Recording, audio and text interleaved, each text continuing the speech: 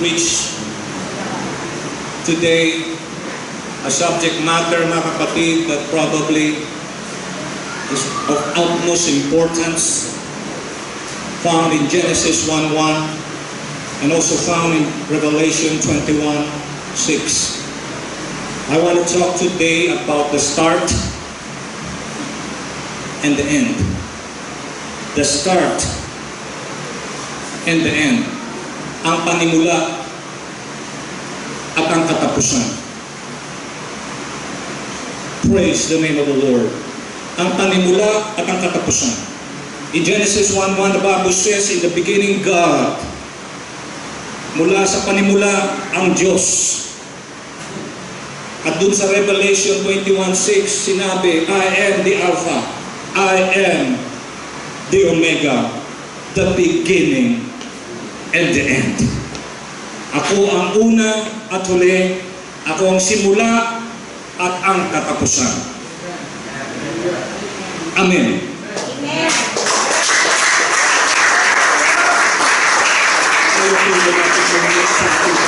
Panginoon Jesus, sa nagkalitin ko, samahan mo po kami. Punasan mo ang inyong lingkod. Wala po akong magagawa sa aking sariling kaalaman, karunungan. Ikaw, Panginoon, ang mangusap sa inyong mga hiniran, sa inyong tinawag, sa inyong iglesia. Call out ones from the world, that they may understand your words today, and this will be strength and nourishment for their spirit and souls. In Jesus' name we will pray. And all God's people say amen. Amen. And amen. Bago po kayo upo, sabihin niyo sa inyong katabing, ating Diyos ay banal. Praise the name of the Lord. Good morning to everyone, and you may be seated, mga kapatid. The start and the end. Oh, napakaganda po ng salita ng Diyos. Para po niya maunawaan ang ating mensahe ngayon, ang ating pong mensahe ay magkakaroon po ng from Genesis, o babaling tayo sa Revelation. From start to end. From Genesis, from the book of Genesis, ay babaling tayo ulit sa Revelation. Dahil ganyan po ang tema ng ating mensahe sa umaga din ito. In the book of Psalms 14 declares, the fool hath said in his heart, there is no God. Marahil, mga kapatid, dito po sa bersikulo na ito na aking pong hinatid sa inyo sa umaga din ito, masasabi natin parang kung ang isang tao ay aakuin niyang walang Diyos, siya'y mangmang. Siya'y haling, o hindi kaya uto-uto. Wala siyang alam. Kasi malinaw sinabi sa Biblia, in the beginning God. Sa simula, Diyos. Bago magsimula lahat, andiyan na siya eh. So sabi po sa awit, mga kapatid, declares the fool, ang isang taong haling, hath said in his heart, there is no God. Sa makatwid haling po ang isang tao na hindi aako na may Diyos. Pero kung pag-aaralan po natin ito, magtataka kayo. Pero ito'y totoo. Ang fool, mga kapatid, nabal, ang ibig pong sabihin, means synonymously wicked. Yung sinasabing fool, ang ibig sabihin, sa salita na ginamit dito sa versikulong ito, nabal, ay wickedness, kasamaan, makasalanan, marumi. So, it reflects the wisdom tradition where the fool aggressively and intentionally flouts his independence from God and His commandments. Ito ang tao na lumalayo, intentional, agresibo siya na lumalayo sa Panginoon. Hinahamak niya at tinutuya niya ang Panginoon at ang kanyang kautusan. Sa makatwid, kung papag-aralan natin ito, the wicked are fools when they act corruptly, shamelessly, and with willful disregard in the ways of our Lord.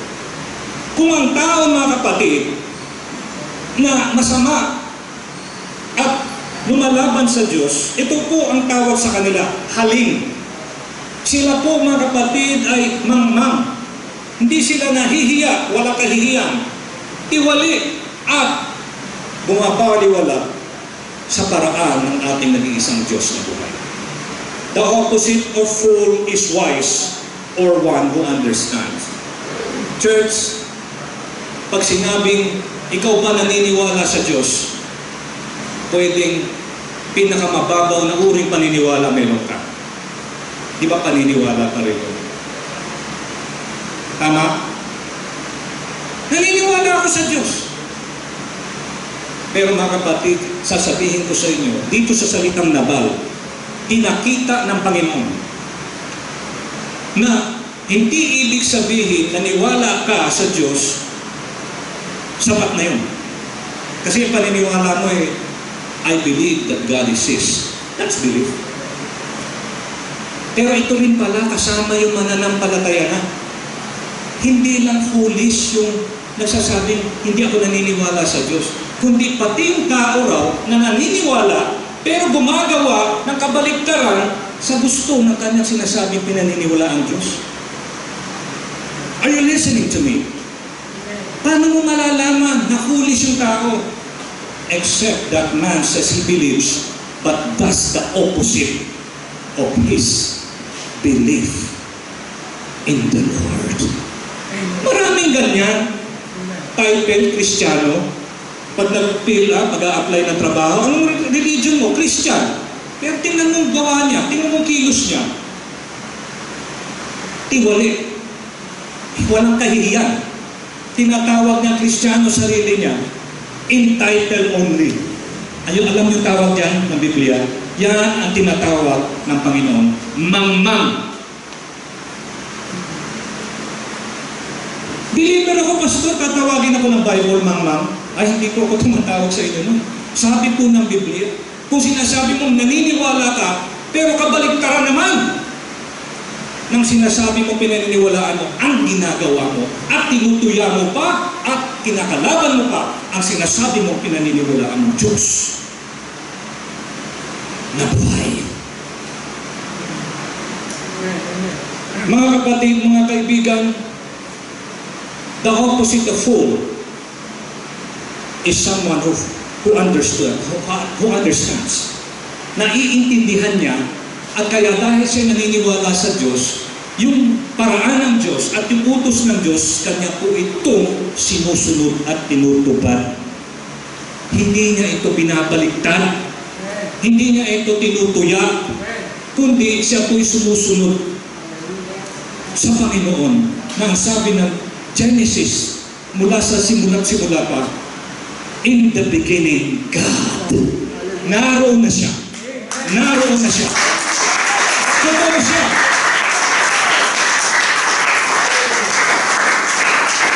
Kaya huwag kang nakakampante. Sasabihin ng kapitbahay mo, huwag mo na akong sharean yan, naniniwala ako. Alam niyo mga kapatid, sasabihin ko sa inyo, the psalmist here is not merely speaking of those who reject o tumatanggi sa Panginoon, ang mga ateista, mga hindi talaga naniniwala sa Diyos, but even believers who live selfish lives, independent of God and His ways. Kaingat po, hindi po lahat na nagsasabing Christian sila, hindi po nagsasabing lahat na meron pong ganito rin klaseng set-up ay tunay pong Christian. Kailangan makita sa kanilang buhay na ebidensya ng buhay nila, tunay silang naniniwala. Not just in the existence of God, not just in the title that they put in their lives, but in their lifestyle. Hallelujah. Anong buhay nila? Kailangan makita si Kristo sa buhay natin lahat. Weird, isn't it? Strange, mga kapatid, may naniniwala raw sa Panginoon, pero kabaligtaran ang ginagawa. You say you have faith, for you believe that there is one God, good for you. Naniniwala ka na may isang Diyos, good for you. Pero mga kapatid, ang sabi sa Santiago 2:19, even the demons believe this, and they tremble in terror.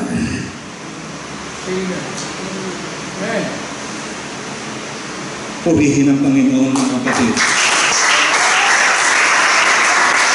I believe in God. I believe in one God. Such is the voice of the Christian or the disciple. And this is said in the full sense only by those who love God and who are not only Christian in name, but in deed and in life. Alam niyo, kailangan salain natin eh. Maraming nagki-Christian-Christianan dyan eh. Pero di naman sumusunod sa Panginoon. Gusto kong paliwanag sa inyo, mga kapatid, una at huli, beginning and the end, Alpha and Omega, iisa lang po. In the beginning, God, but in the end, Jesus is coming again. Siya rin po ang darating sa mga araw para sa ating lahat. Be ready, church. Kailangan handa na tayo, hindi pa nakahanda pa lang. We have to be ready in His coming because in the beginning we already knew He's there. In the middle, He is still there. Sa ibang mga pananampalataya si Jesus, pangalawang persona lang. We don't believe one bit of that teaching. People by the name of Origen said that Jesus is the generated Son of God.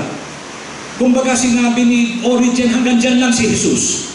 Pero ang sabi ng Panginoon, at sabi ng Biblia patungkol kay Jesus, siya ang Diyos in the beginning.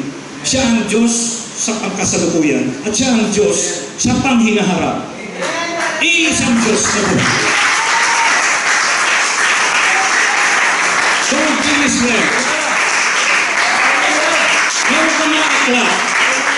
Ang sasabi mga kapatid, kolekto nila daw, huwag na natin bilangin, timbangin na lang natin.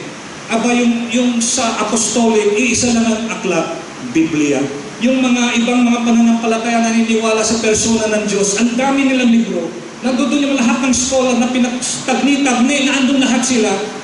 Alam niyo mga kapatid, pagsamahin sila, Tertullian, sila Origen, sa mga taong nagtuturo ng wala sa Biblia, hindi ko po pwede silang pakinggan. Kahit na sila ay tinanggap ng sanlibutan, na sila yung tunay na katuruan, hindi ko matanggap, Elder Jerry. Bakit? Kasi mas mataas pa rin ang salita ng Diyos sa lahat ng scholar na nagtagnitan din ng sanlibutan. At hindi nila nagagamit ang katuruan ng Diyos na isa. Mga kapatid, mga kaibigan, even the demon spirit upon God. Even the demons got the Godhead right. They know the number that represent who God is. It's not 2, it's not 3, not even 4, but 1. Amen. So sasabihin ng tao, naniniwala ako sa Diyos. No? That's nothing. Kasi yung diablo, mga demonyo, mga demon-demonyito na mga kalat dyan ng mga masasamang spirito, naniniwala sa isang Diyos because God exists. Pero if you believe that God exists, that's the shallowest faith or belief that you can come up with. Even the demons believe. Because the truth is, in the beginning, God. Nariyan na siya. Hallelujah. At sa huli siya pa rin. I believe in God. I believe in your God. The Bible records, mga kapatid, for us the beginning of the world and also the end of the world. Meaning to say, the Lord gave us Genesis and the Lord gave us the book of Revelation, the ending. Of course, ang Revelation, ibig sabihin pagpapahayag, prophecy, o yung hula, o yung mga darating na mga mangyayari sa panghinaharap, Revelation. Also the end. Now, the story of mankind from beginning to end is also seen in the Bible. From the fall into sin, into the redemption of Christ. Mula sa tayo'y narapa sa ating mga kasalanan by virtue of our parents, Adam and Eve. Sabi nga sa Acts 2:38, repent, magsisi. and be baptized in the name of Jesus for the remission of sins. Is that not redundant? Sinabi doon, repent, nagsisi na ako, pinatawad na ako. Ano ba yung baptismo? Yung baptismo, kapatawaran pa rin, remission of sins. Wika nga, tama ba? Doble, nagsisi ako, pinatawad na ako. Nakabaptize pa ako in Jesus' name. Ano pa rin yun? Kapatawaran pa rin. Ano ibig sabihin nun? Yung baptism in Jesus' name, mga kapatid, kailangan mangyari sa lahat. After repentance, after death to our sins, kailangan ka ilubog sa tubig ng bautismo para mapatawad ng Diyos ang iyong namanang mga kasalanan galing kay Adan at Eva. Hindi mo na ginawa yan. Meron tayong namanang kasalanan galing kay Adan at Eva. Kaya pala tayo dapat mabautismohan. Hindi po yan dahil yung sekta na yun ang gustong gawin, kaya yun ang ginagawa. Kundi sumusunod lang tayo sa tinagubilin ng mga alagad sa atin na nanggaling naman sa tagubilin ng ating Panginoon Jesucristo. Kaya yung babautismoan, sabi sa Acts 22:16, alagang calling upon the name of the Lord bago ilubog Lord Jesus, save me! Ganon. Eto na. In Jesus' name, I baptize you. In the name of Jesus. Lubog. Paglabas dun, pagka talagang oras ng nabautismo, pwede na rin puspusin ng Panginoon ang kanyang Espiritu Santo, kababaptize pa lang na tao. At kung tao nabautismohan na sa tubig at sa Espiritu, kailangan siya mabuhay ng banal hanggang sa wakas. Kasi hindi ka lang pwedeng nagsimula ng maganda kasama Panginoon. You walk with Christ in the midlife of your life, mga kapatid. Pero sa huli ay ikay tumalikod. Kailangan hanggang dulo. Walking with Jesus. Walking all the way. Walking in the shadows, walking in the darkness.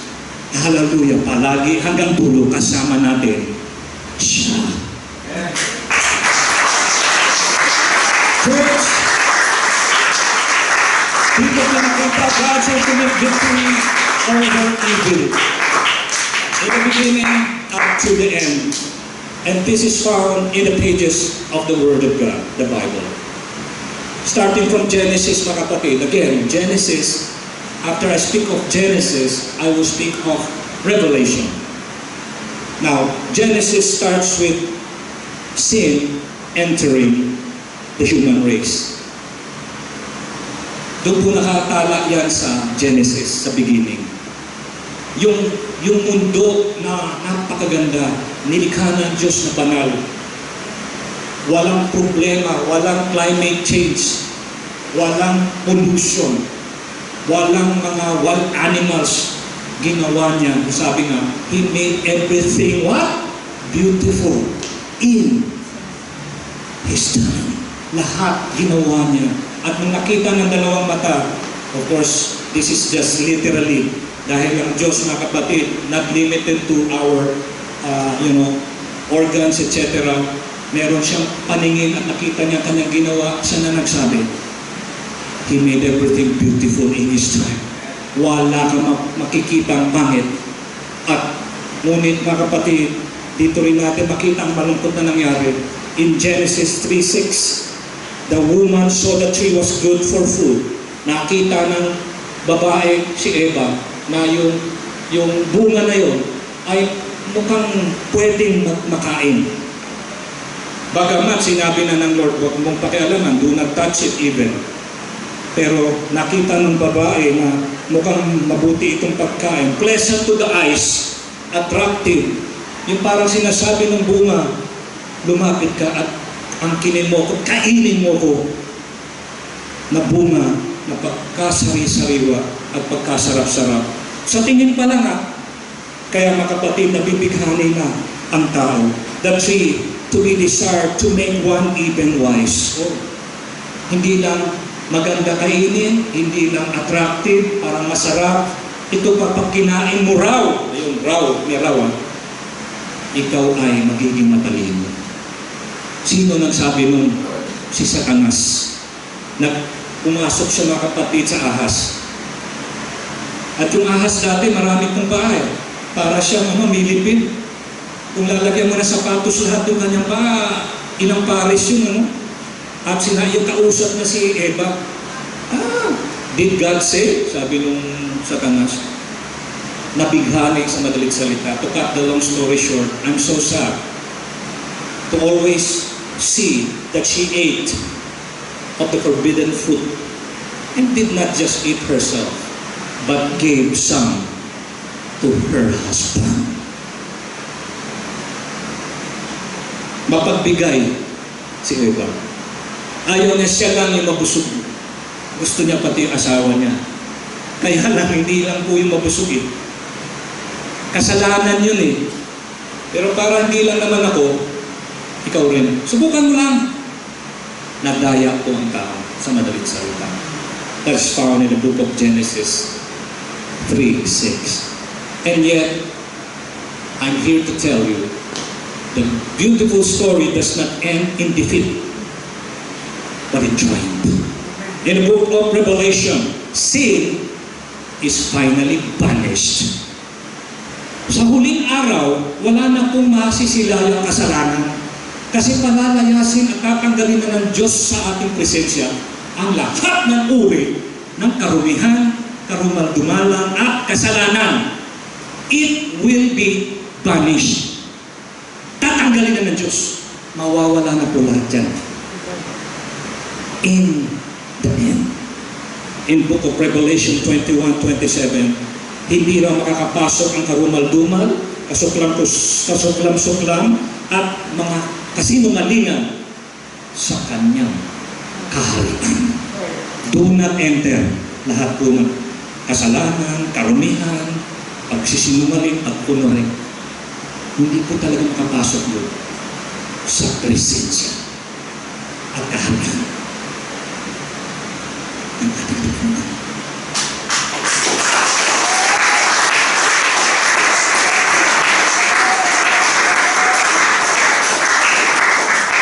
Now in the book of Genesis, people run and hid from God dahil nagkasala. Nagtago ang tao. Nahiya ang tao. Dahil siya hindi nakasunod sa simpleng kautusan ng nag-iisang Diyos. So they hid from God. In book of Genesis 3:10, it says that I was afraid. And because I was naked, I hid myself together with my husband. Sila po ay natakot at doon po nila na-discover na wala po silang damit. Yung nakedness, ano po yun eh? Hindi naman marumi po eh yung nakedness nung lumikha ang Panginoon. Pero dahil nagpasok na po mga kapatid ng knowledge of good and evil, nagkaroon na po mga kapatid ang tao ng karunungan, kaalaman na naked tayo.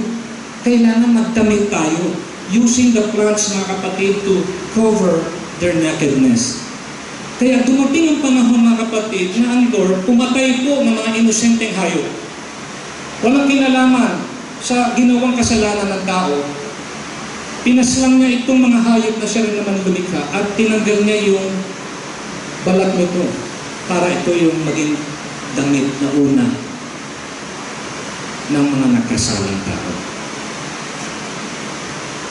Yun po ay pagpapakita sa atin sa gagawin ng Lord sa pagdating ng bagong tipan. Na ang tao mga kapatid na hubot-hubad dahil makasalanan mga kapatid, hindi natin mabibihisan ang ating sarili ng mga dahon ng relihiyon at pagiging tapat at maka-Diyos. Kailangan mismo ang Panginoon ang siyang mag-offer ng kanyang sarili, handog para tayo magamitan niya po tayo mag-listo ng hubad sa harap ng madla. Ay binalutan niya tayo ng kanyang banal na dugo. Covering, forgiveness, new life. Binuhos niya lahat yan sa Kalbaryo. At kung tayo po mga kapatid ay nadamitan ng kanyang dugo, Ang sabi ng Diyos, not guilty from their sins. Nakobera na kasi ang ating kahubaran. Hindi ng sarili nating damit na binili natin sa sale o binili natin sa Shopwise o sa Shopee or what. Ito po ay damit na binigay ng ating Diyos. Hallelujah! Substitution debt.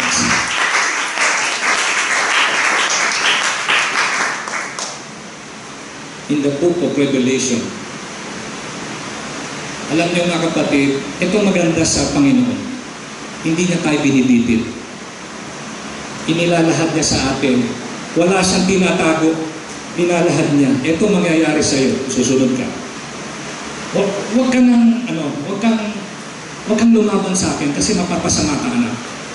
Tingnan mo mga kapatid, ang buong Biblia, kung pag-aaralan mo, nakaturo kay Kristo eh. It talks about salvation, kaligtasan. Yes, merong impyerno.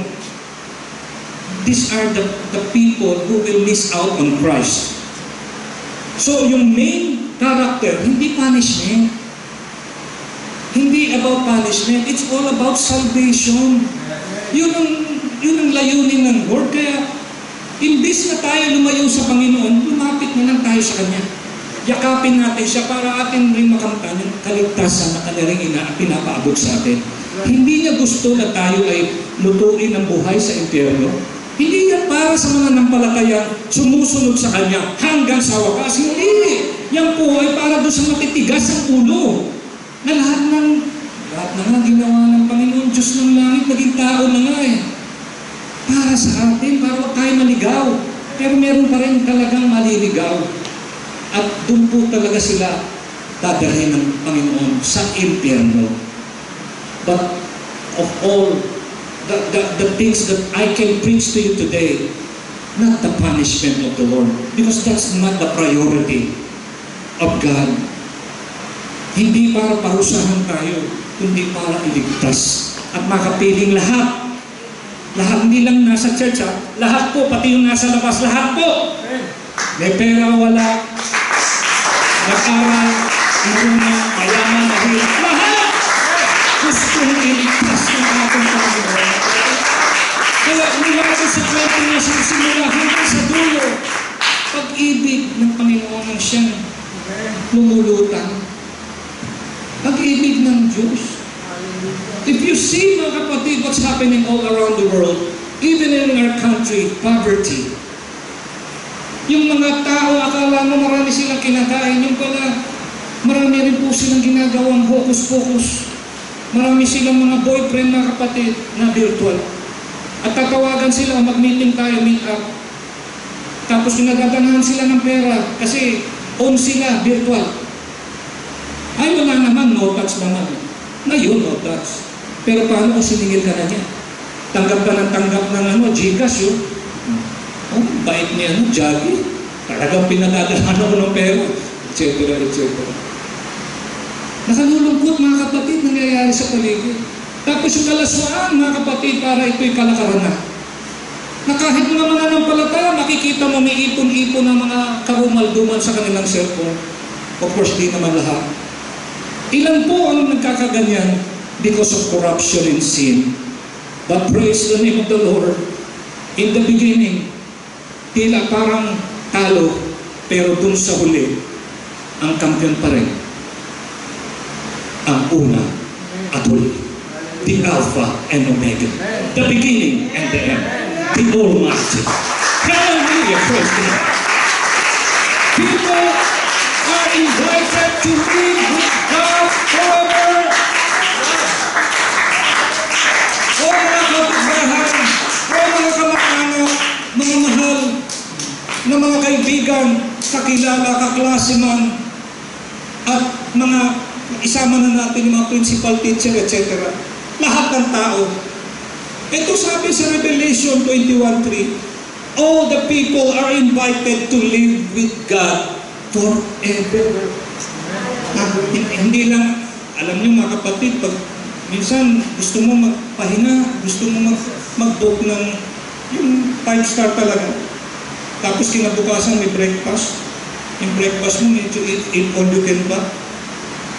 Para makarelax. Pero mga kapatid, anong sinabi rito ng Lord? Hindi lang po isang araw ka mabubuk sa isang 5-star hotel dito. At hindi lang 5-star hotel yung kalalagyan mo. Ang importante yung kapiling mo, sino? Yung lumikha sa atin. In the beginning, God created heaven and earth. Siya yung lumikha ng lahat. Makakapiling na natin siya. Not just 1 day, 2 days, maybe 7 days, vacation or staycation, whatever you call that.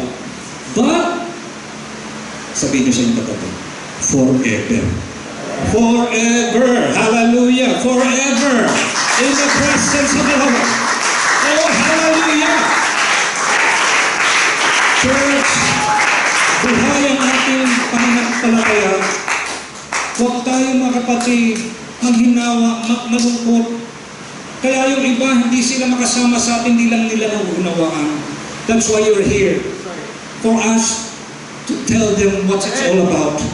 Naranasan na kasi natin. Meron na tayong taste bago magpunta doon sa kapiling ng Panginoon. We already, tasted the heavenly gift of the Lord by receiving His Spirit. Pero pag nasa langit na po tayo, wala pong ano doon, walang tigil na pagsamba, pagpupuri at pagtatampisaw sa presensya ng Diyos na buhay. In the end.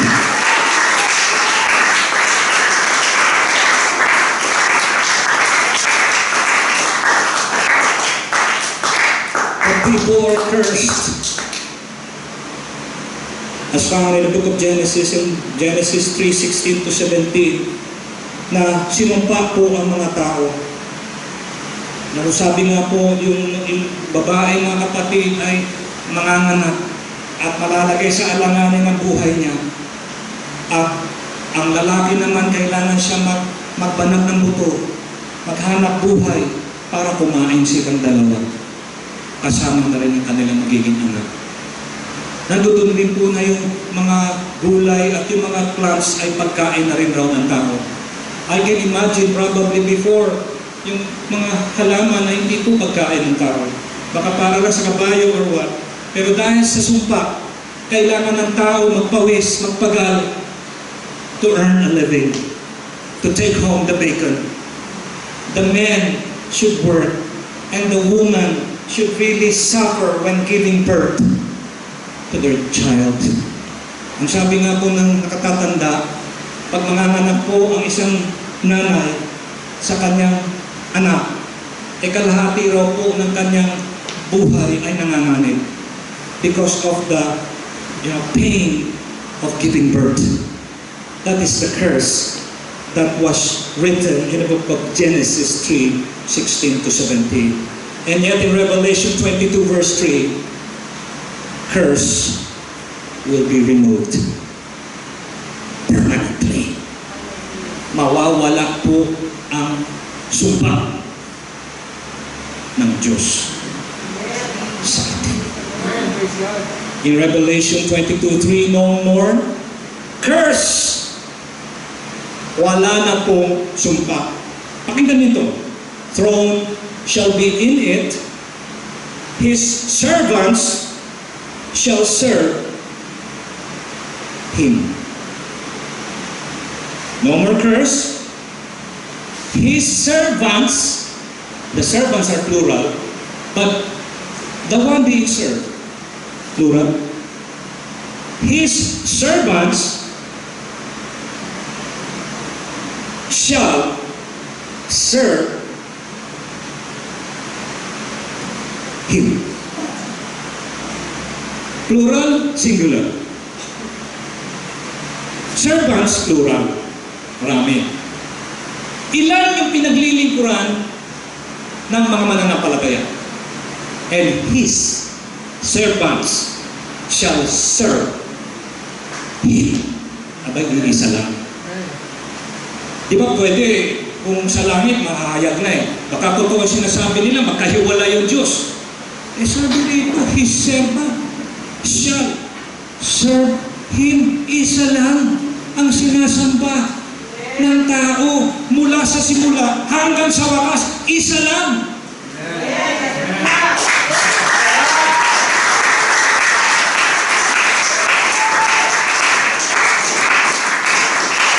There is no doubt, ladies and gentlemen, we cannot miss out who we are worshiping.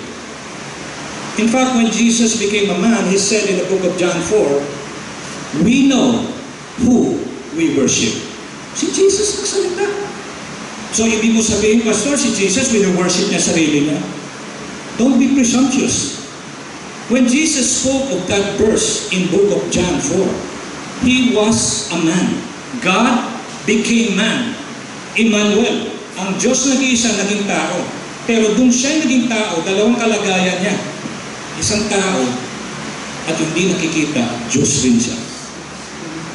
Kaya nung sinasabi ni Jesus na siya po, they know or He knows who He is worshiping, pinatutunayan niya na hindi tayo magiging narito sa ganitong kalagayan na hindi po nanggaling sa mga Jews. Sa Israel, ang kaligtasan nating tinataglay. Jewish po si Jesus. Dumaan siya kila Judah, kila Ruth. Dumaan siya, mga kapatid, sa lahi ng Israelita. Kaya He is a Jew when He became a human being. And yet, the unseen part of Jesus, in Him is that one God, the unseen God, the Spirit of that one God we believe and we serve. In the beginning, up to the ending. Oh, praise the name of the Lord. Kapilang ng Diyos. Kaya huwag natin ito mawaglipin. Kailangan ito kaalagaan natin, mga kapatid. Because it is seen here that the curse will be removed forever in the end. Going back to the book of Genesis, the garden and earth are also cursed. Hindi lang po ang tao ang sinumpa ng Lord nung nagkasala ang tao. Pati lupa, the ground was cursed. Kaya hindi na po otomatiko tumutubo yung mga pagkain. Kailangan ikay magtanim para meron kang anihin. Magtanim ka para ikay umani. Huwag kang magtanim, hindi ka dapat kakain. Ang naghahanap buhay, wala raw kong karapatan kumain. Kasi kung ikay mananampalataya, you will be a good provider to your own family. Totoo, God provides. Pero meron tayong responsibility. Hindi ka pwede manliligaw ng isang babae na sasabihin mo, Pastor, niligawan ko to, wala akong trabaho. Kasi naman, God will provide. Aba kung ako yung tatay ng babae, sasabihin ko sa kanya, mag-ayuno ka muna bago ka bumalik sa bahay na ito para umakyat ka ng ligaw sa aking dalaga. Hindi yan Kristiyanong turo. Irresponsibility. Kailangan bago ka manligaw, may hanap buhay ka na. Kailangan bago ka manligaw, graduate ka na. Matahimik na lahat. Mas gusto nyo yung kahit hindi tama, pero gusto nyo, yun yung nakikinggan nyo. Hindi. May formula dyan. Kasi pag hindi kayo nag-ingat, boyfriend, girlfriend, wala pa sa panahon. Bukas makalawa, magugulat ka na lang. Kinasal dyan sa munisipyo. Hindi kaya, nagtanang, live-in na lang. Mag-ingat, mga kapatid. Mayroong oras sa tamang pag-ibig. It should be responsible. Sabi nga, love, true love waits. Marunong maghintay kapag tunay ng pag-ibig ang nararamdaman ng binatang dalaga sa buhay niya.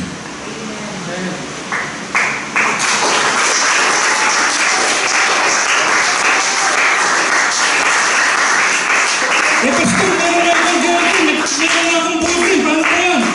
Magbe-pray kami, wala ko sinasabi. Pero gaya ng payo ko sa lahat, nung una, hindi lang pinakinggan ng ilan. Go slow. Huwag yung parang kung kumilos kayo, parang kinabukasan mag-aasawa na kayo. Hindi ka pag-graduate. Wala ka pang trabaho. Kung may trabaho ka, ano pa lang? Ano ba yun? Yung parang, ano yan? Ano? Yung parang, ano lang? Practice lang. Tapos sabihin mo, may trabaho ka na. Hindi ba? You have to be stable. Bago ka papasok ka, let the Lord give you the go signal to go ahead. True love waits. Sabihin mo sa iyong kapatid, makita. Huwag magmamadali. Huwag magmamadali. Kita mo yung naririnig ko ng papayo sa inyo ngayon. Kita mo, kadarapan. O sa radyo, o sa TV. Palakpak sa kanila. Hallelujah! Praise God! I am putting a curse on the ground because what you did. Kawawa yung lupa eh. Sinumpa ng Diyos, bakit?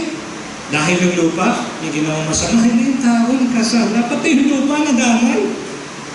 Kailangan magbungkal na para magkaroon ng kapatid ng ani, magkaroon ng pagkain. But in the end, in Revelation 21:5, God's city glorified, the earth will be made new. Revelation 21:5, behold, I make all things new. Babaguhin ko lahat. Yung lupa, pagagalingin ko yan. Yung mga pollution na yan, mawawala yan. Yung mga incinerator na kalat na yan, yung mga drugs na kusumira ng mga halaman, etc. Babaguhin ko yan lahat. Sa huli, I will make everything new. Amen. Hallelujah. I tell you, sa amin kong fellowship sa mga lalaki, the next time I want everyone to join in. Whether you're not yet a member of the Men of Barnabas, join in. Yung mga kalalakihan natin dito. Why? Kagabi pinag-usapan po namin yung global warming. Tama ba? Yung climate change. Will ba po ng Diyos yan? Tayo na po mga tao ang gumawa kaya ang kaganyan. Yung mga yelo mga kapatid sa Antarctica at sa may Greenland at lahat ng lugar na may yelo, natutunaw. Yung tubig na yun tumataas. Yung mga island nation, nababaha na sila ngayon. Na sila kailangan bumili mga kapatid ng lupa sa ibang bansa kasi yung bayan nila, lulubog na po sa tubig sa lalong madaling panahon. At meron po lugar dito sa Pilipinas na pagka nagkaroon po talaga ng pagtaas ng level ng tubig, babaha po ang syudad ng ating mga lugar dito sa Pilipinas. Because we destroy nature. But praise the Lord, kahit ano pong paninira na ginawa ng tao, ang sabi ng Lord, in the end, I will make all things new.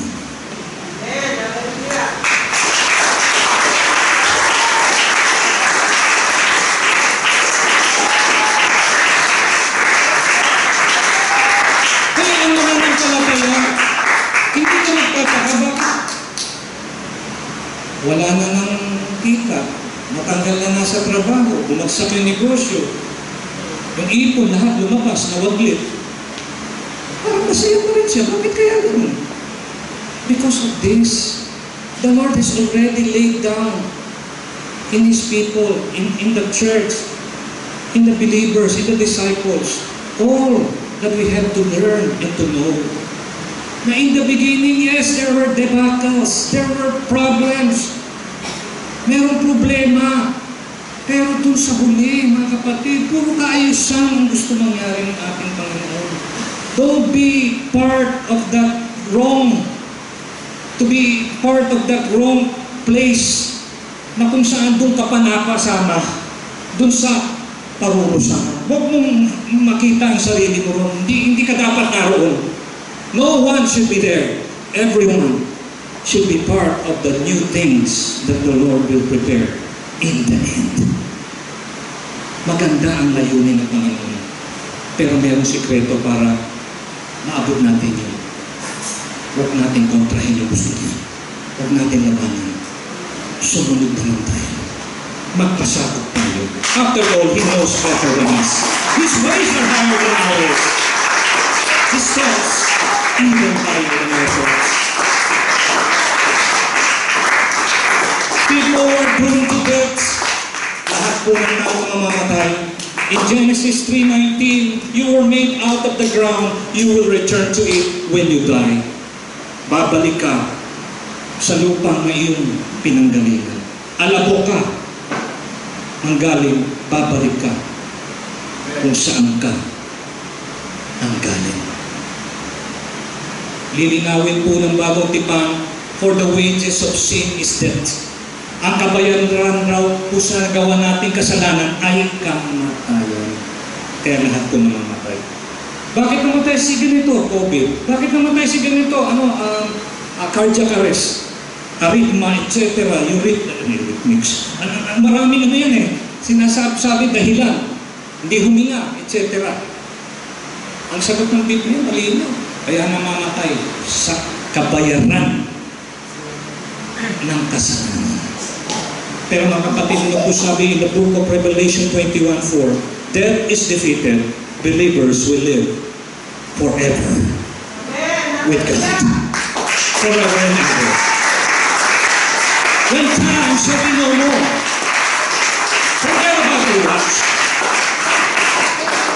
Hindi na susuot yun ni Minister Marlon yung kanyang Rolex. Hindi niya na kailangan yun pag nasa langit siya. Yung mga mahalin niyang mga Swiss watches, nasa isang tokador, hindi na kailangan, di ba sister? Binigay na Opal watch, hindi na susuot yung minister na. Kasi sa langit, time shall be no more. A day will be 1,000 years.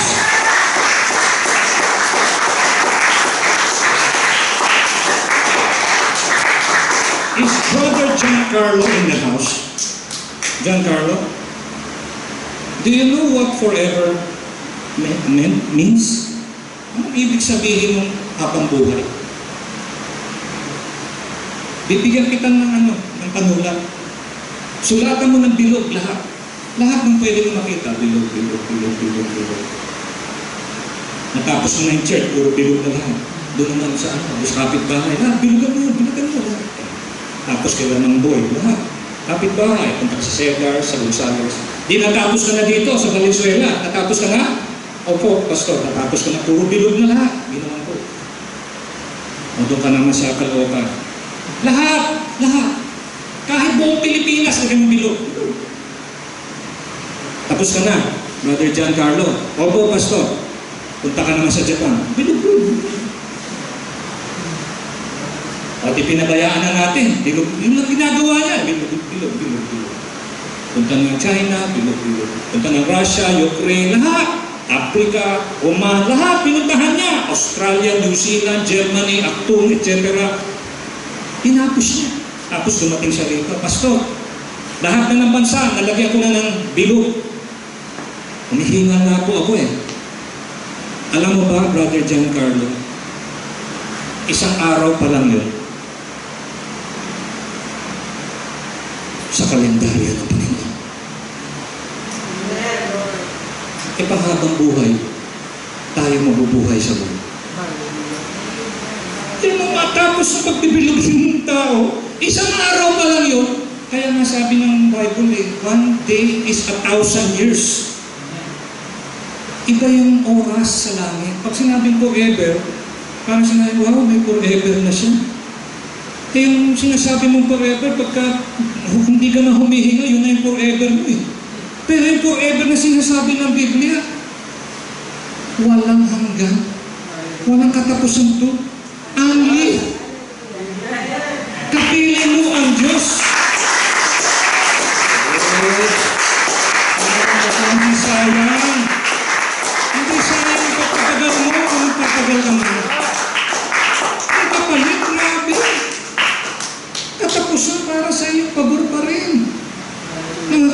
napakadakila ng ating Panginoon. Tears shed in sorrow in the book of Genesis, Genesis 3:16. I will greatly multiply your sorrow and your conception. More on the woman. Kung hahanapin mo mga kapatid, Genesis 1, Genesis 2, Genesis 3, kailan umiyak yung tao yan? Humagalgulo. Nagkamali kami. Wala. Pero naniniwala ako dahil yung tiwala ng Lord hindi nila na pagwakihan. Hindi na lang linagay na sila ibubuha.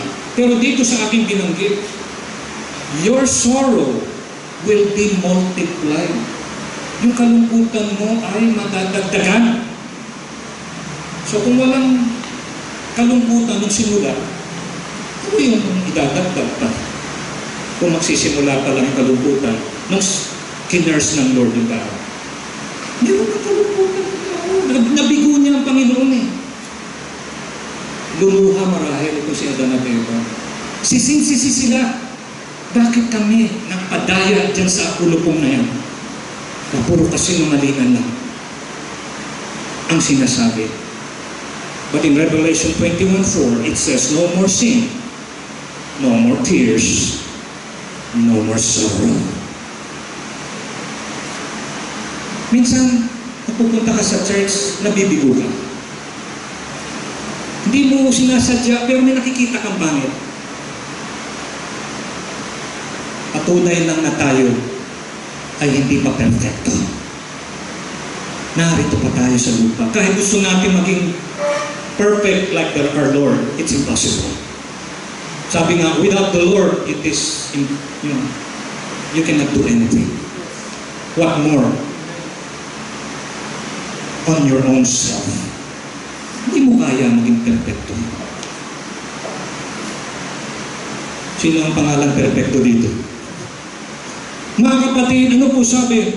No more sin, no more tears, no more sorrows. Palakpakan po natin. That time will come. That time will come.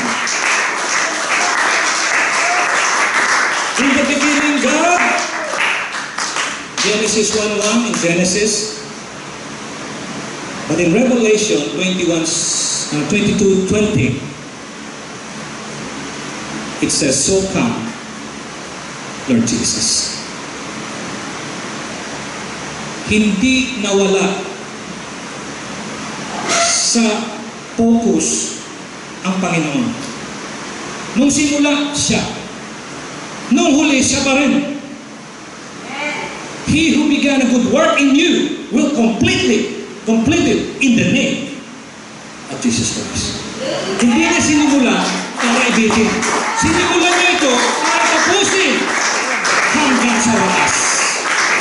Ito pa rin.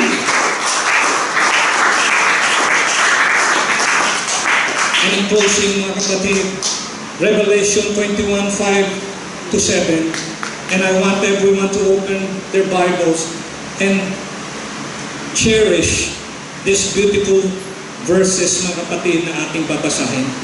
In the book of Revelation 21:5-7, it says,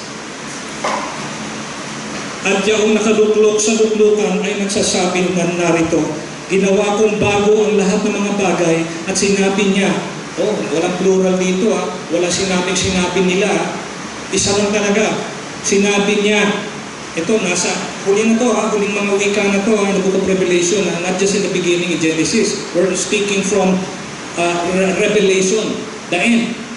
Revelation 21:5-7. At sinabi niya sa akin, nagawa na ako ang Alpha at ang Omega, ang pasimula at ang wakas. Ang nauuhaw ay aking painuming walang bayad sa bukal ng tubig ng buhay. Ang magtagumpay, ito na, ang magtagumpay raw ay magmamana ng mga bagay na ito. At ako'y magiging Diyos niya at siya'y magiging anak ko. Ano raw? He that overcometh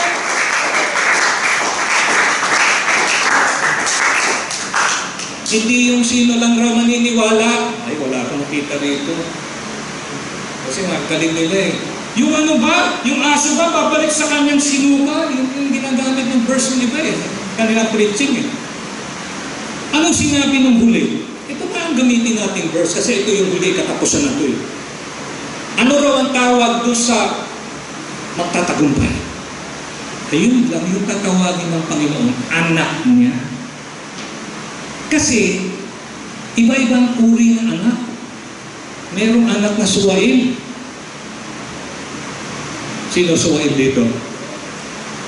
At kung ang inyong magulang mayaman, dahil suwain ka, anak pa rin kita, hindi kita pamamanahan kahit 5. Away na yan. Magkita tayo sa korte. Ganun ha? Hindi ba ang karapatan ng magulang yun? Hindi, you can be disinherited because of your disobedience. Anak pa rin. Ang tanong, natanggap mo ba yung anak mo? Importante sa tunay anak ng anak na Lord. Matanggap natin lahat yung mana natin. Paano? Magtagumpay ka. Ano yung ibig sabihin magtagumpay ka? Overcome. Hindi sinabi nito, believe in the Lord. Hindi. Kasama yung belief. Kasama yung obedience. Ano pa? Kailangan kang mag-overcome. Now, kaminin natin, kaya mo mag-overcome sarili? Kasama mo pa rin ang Diyos. Hindi mo gagawin yan sa sarili lang. Kasama natin siya. Pero hindi mo pwede, Lord, kasama naman kita, i-delegate ko na lang sa iyo. Hindi pala ganun. Ano sabi nito? Bakit natin? And he that overcometh shall inherit all things. Mamanahin raw lahat ha. At ano? And I will be His God. Ang Panginoon Jesus ay Diyos niyang buhay niya at siya ay magiging anak.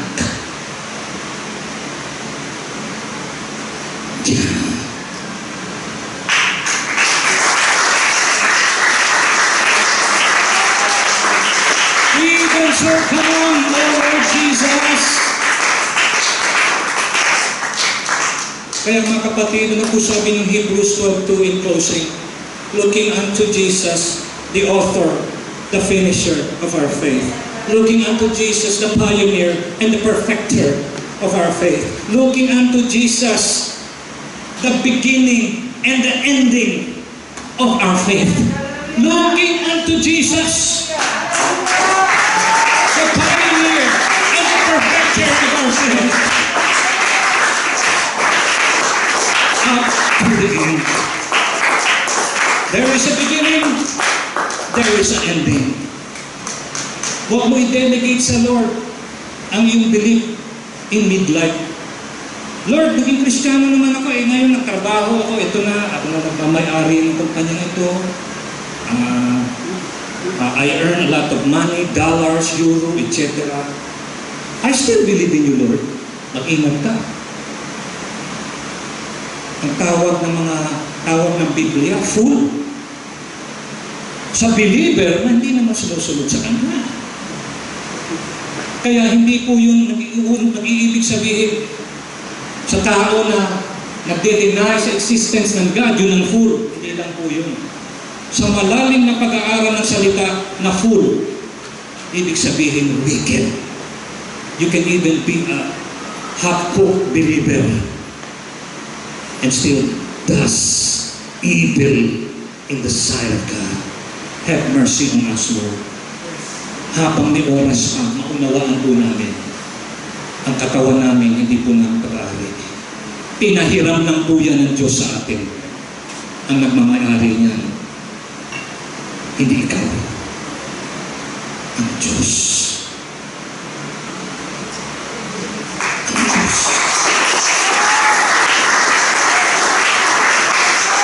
Surely I am coming quickly, amen. Even so come, Lord Jesus. He who overcomes shall inherit all things. And I will be His God, and He shall be my son. Ayan, yung malinaw. Bible po yan. Yung iba, gumagawa ng preaching, wala naman galing pa sa Bible. Ito hango talaga. Revelation 10:21-7, overcome until the end. He will be our God and we will be His sons and daughters. Hallelujah! Hallelujah!